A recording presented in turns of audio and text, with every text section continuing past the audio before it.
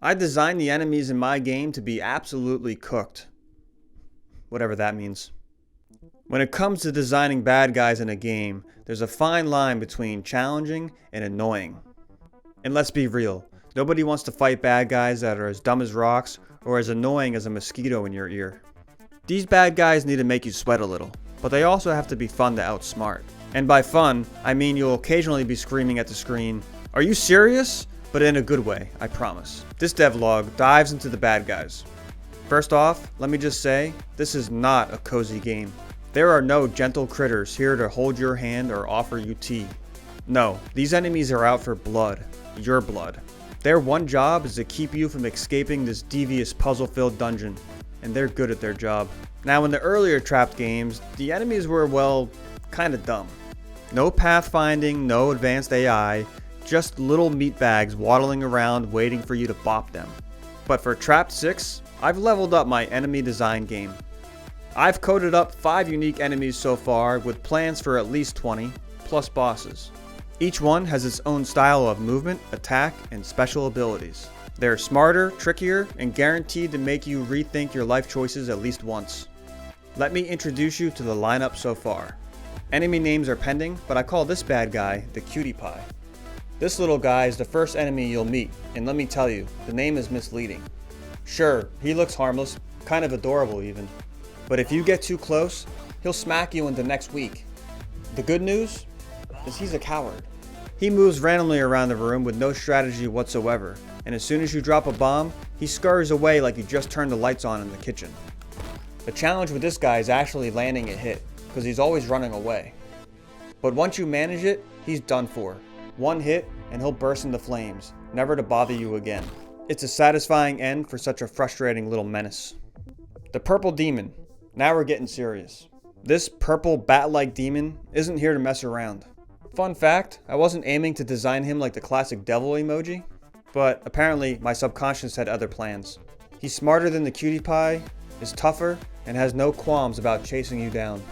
Thanks to the A-star pathfinding algorithm, this guy knows where you are at all times. He's not scared of bombs either, so don't think you can cheese your way out of a fight. If he corners you, it's all over. Lesson learned, don't underestimate the Purple Devil. The Blue Monster.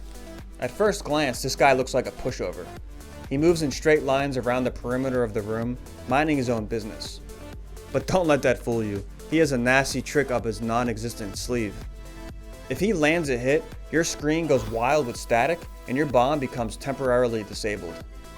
It's disorienting, frustrating, and just plain rude if you ask me. He's not the most aggressive enemy, but he has a way of ruining your day if you're not careful. The Red Devil. This little guy takes things up a notch. He looks more like a traditional devil than his purple cousin, and he has a flair for the dramatic. His special ability? Fireballs. He spits these fireballs at you while tracking you down with pathfinding AI. It's like trying to dodge flaming dodgeballs while running for your life. And when there's more than one of these bad guys in the same room, let's just say things get chaotic fast. Good luck with that. The Reptilian Bomb Eater. This guy's a real piece of work. Imagine a lizard crossed with a vacuum cleaner, and you've got the Reptilian Bomb Eater. His one goal in life is to gobble up your bombs before they can explode. He uses his long, slimy tongue to snatch up your bombs from a distance and extinguishes them by swallowing them whole. Don't ask me how that works. I'm not an anatomist. I'm just a solo game dev trying his best. All I know is that he's an absolute menace, and you're gonna have to get creative if you want to take him down. So what happens when you put all 5 of these enemies in the same room? Absolute mayhem. It's a delicate balance of strategy, timing, and not panicking. Easier said than done. Here's what it looks like in action.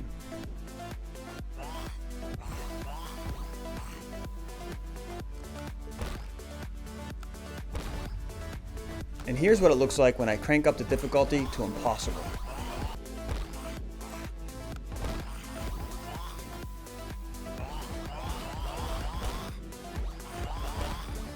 So what's next? Well, this is just the beginning. I've got plans for even more unique enemies, each with their own quirks and abilities. Plus, I'll be introducing different types of bombs, new biomes to explore, and boss battles that'll push your skills to the limit.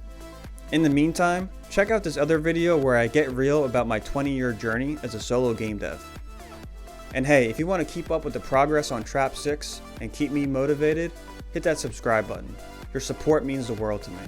Thanks for watching, and I'll see you next time.